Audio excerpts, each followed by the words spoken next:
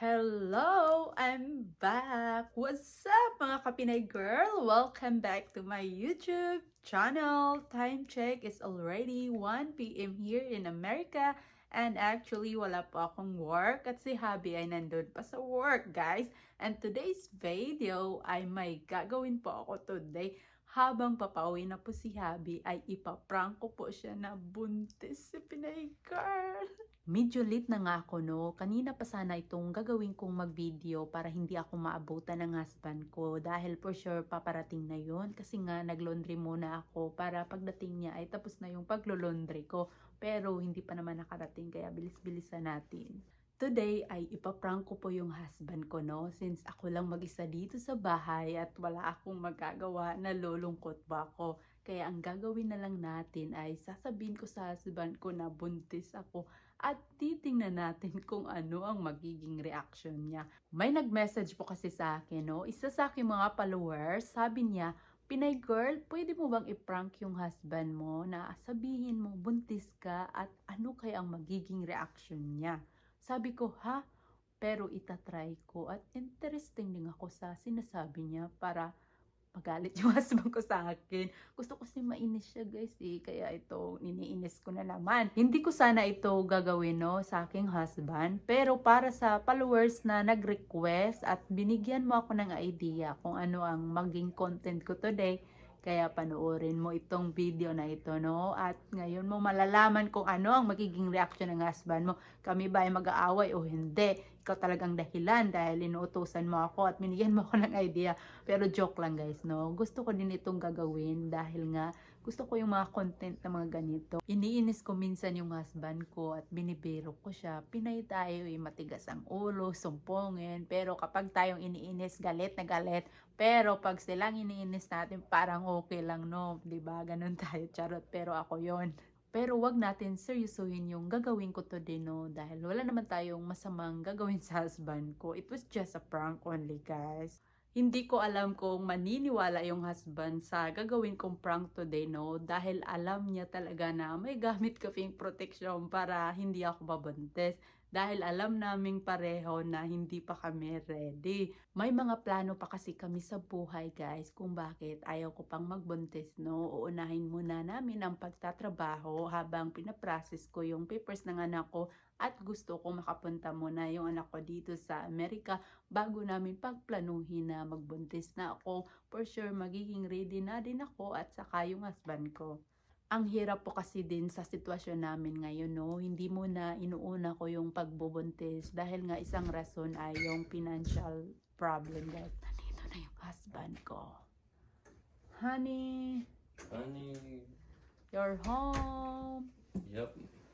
Han, how are you? OMG guys, nandito na yung husband ko. Hindi pa ako natapos sa pagsasalita ay naabutan na ako. Kaya umpisahan ko na lang pagsabi sa kanya no, habang nandito na siya. Puntahan natin yung husband ko guys. Honey! Yes. Hi, how are you? I'm good. I'm tired. Long day. A long day? Oh, that's not nice. Yeah, it wasn't too bad. Lazy day though. Okay. Han, Yes. I've been waiting for you. Why? Now, since you're here, I have something to tell you. Okay. Is the laundry done? Yes, the laundry done. Good. Remember, I'm a good wife. Look at in the camera. Don't look at me like that. Okay. Okay, again, I have something to tell you. Come Yes. on. Did you Come tell me on. that you like Trump? No. Sorry. Honey, remember last time I told you that I'm missing my period for 1 month? You're putting that on camera. No. It's Why are you not just talking- in the camera. It's my vlog. Yeah, but you're talking about the human body. I want to be talking like that. No. It's just for my vlog. If it's for your blog, but that's personal business. Why you gotta talk like that? Again, Be serious and don't make me laughing. I am serious. Okay? Remember what I told you, Han? I'm missing period for 1 month. And now, I did a tested and it was negative. Honey, I'm pregnant. I don't believe you. I'm still free! Honey, I'm pregnant. What I don't do you believe it. say? Why? I don't believe it. Nope. Why you don't believe it? Remember? Because I know you want to prank me so bad, but you aren't pranking me. I don't believe you. No, I did a test today. How did you get the test? A pity. No. Did you go see a doctor? No, I did not say the doctor, but I You need to see a feel doctor. I have a feeling at You have a feeling, myself that like, I'm- hey, I feel like I'm pregnant now. because I miss my period. So that doesn't mean nothing. No, you have to believe me. Nope. Because, I don't believe it. honey, I don't- I know it won't be surprise to you. I understand you. You understand me? That I understand that it's a joke. Ha You ha wanna ha. see an evidence? Look, go to the bathroom now. No, there's nothing there. No, I put it on the bathroom. Come here. No. Come No, on. because there's nothing there. No, I put it. No, Look, there's nothing there. I put it there. Then There's nothing there. Look. this. That's nothing. look. No. Look at the result. Yeah, Check negative to me. nothing. Whatever. Take- Where my baby? It's okay, baby. Honey, I'm not pregnant. Why are you crying? I'm not crying. You were crying like, "Ah!" That's how you act like that. Oh, no. Look at my husband. He was so happy.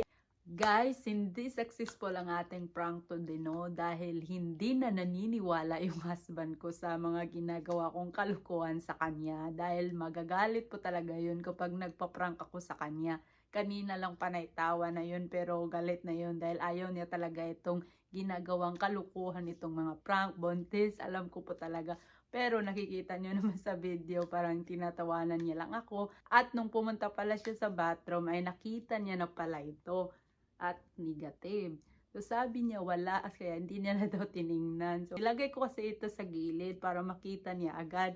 Pero hindi success pa rin ang ating prank today sa kanya, no. Yung ugali ng husband ko ay iba po siya sa ibang Amerika na okay lang maggawa ng mga prank at mga kalukuhan. Pero yung husband ko ay jamming naman po siya at masayahin. Pero pagdating sa mga ganito na ipaprank siya, parang dinadramahan, ayaw niya po talaga. Hindi naman as in magalit talaga yung husband sa akin, guys. Mabait naman yung husband ko. Ang ayaw niya lang talaga ay ginagawa kong bero ang mga ganito, mga personal life. Dapat hindi na daw i-video, kami lang dalawa ang mag-uusap. Dahil nga seryoso talaga siya pagdating sa mga ganitong bagay na pagbubuntis. Dahil bata nang pinag-uusapan, ayaw niya nang tinatawanan.